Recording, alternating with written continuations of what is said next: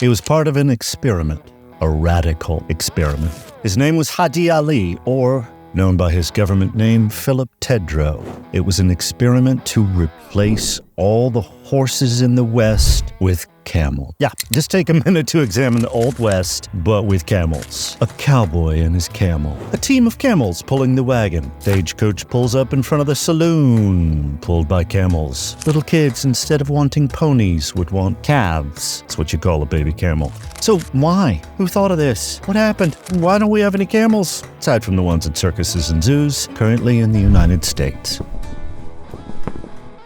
All right, why was this proposed? Let's look at the comparison. Horses versus camels. And in this corner, we have horses weighing up to 1,200 pounds, 545 kilograms, and standing at 5 feet tall on average metric, that's 152 centimeters. And in this corner, we have camels weighing in at 1,000 to 1,320 pounds, 454 to 599 kilograms, and standing at 5.9 to 6.5 feet, or 179 to 182 centimeters. Horses can run up to 55 miles per hour, 89 kilometers. Camels can reach speeds up to 40 miles per hour, but camels can only do that in short sprints. Horses, they can carry up to 250 pounds, 113 kilograms. And camels can carry 200 to 330 pounds, or 150 kilograms, for 2 weeks with no water. And they can actually carry close to their own weight in luggage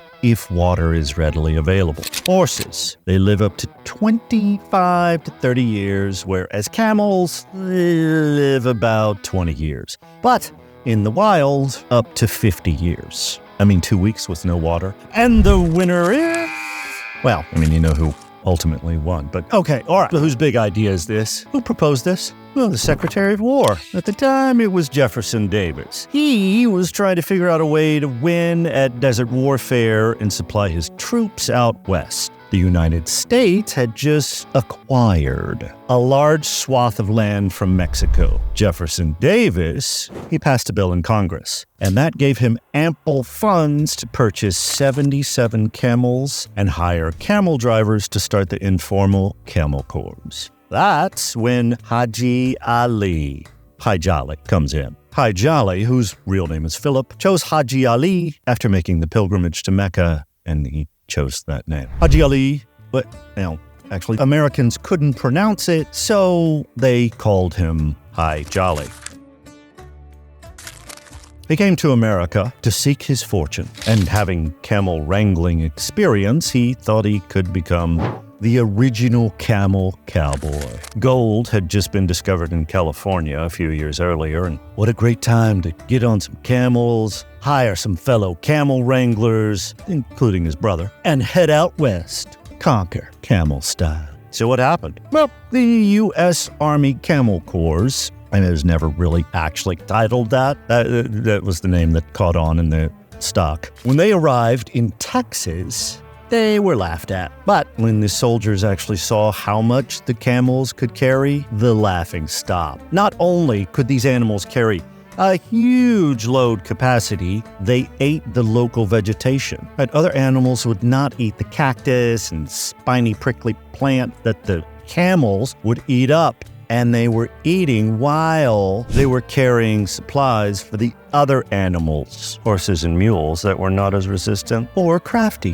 One trip was to go 1,200 miles, 1,931 kilometers, across the Southwest from Texas through Arizona to California. After many, many days, the caravan knew that they were coming up upon the Colorado River, a wide, deep, fast-moving river. The caravan slowly approached the river, and some of the horses went into the river and were swept away. A mule was lost to the river, and the poor camels, they were swimming like Olympic champions? What? Yeah, they were the only ones that were having no trouble with the river. Camels for the win. Oh, the experiment was going great. So many camels winning, so much respect, so much Go, camels, go! What is that sound? The sound of... No, wait, yep.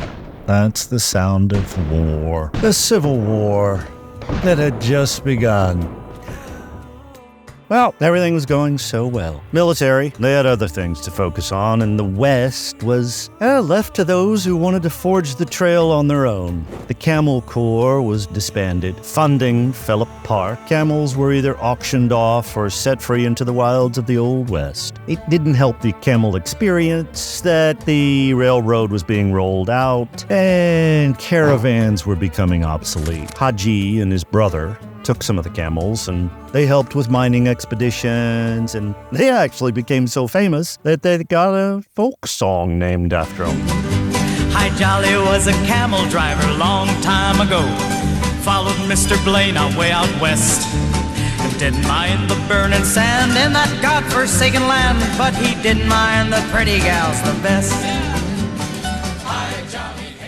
The link is in the description for the song, but he was not the only one who became famous from the Camel Corps. There was also the Red Ghost. As heard in the Arizoniana, the legend tells of a large red beast with a devilish creature strapped to its back. A woman was trampled to death, and they found only hoof prints left that were much larger than a horse's prints and a strand of red hair. Campers reported being awoken by thundering hoof sounds and seeing a huge beast in the moonlight. And the next day, they found large hoof prints where the creature had stood and red hair clinging to the brush nearby. One man claimed he saw the beast kill a grizzly bear. Another said he saw the red ghost, and then it just disappeared before his eyes. A group of miners saw the beast in the night. They shot at it. They hit it, and something fell off the beast's back. When retrieving what they had seen fall off, the next morning they found a human skull with parts of flesh and hair still attached. After a year, a cowboy near Phoenix, Arizona, came upon the Red Ghost grazing in a corral. Being a cowboy and doing what a cowboy would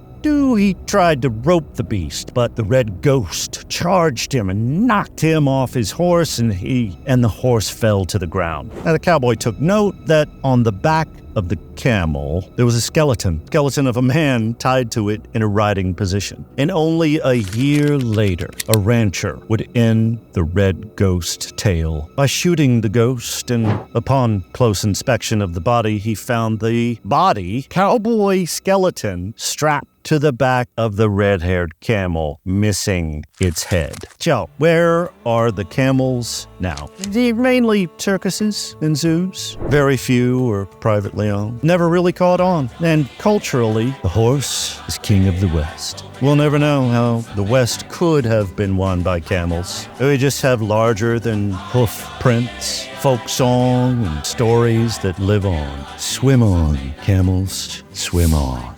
If you like this story, you can find tons of stories like this at Audible. There's a link below. I find myself listening to all kinds of biographies of interesting men and women. Audible has a vast collection of biographies and books for every interest. Thank you for listening, and subscribe for more stories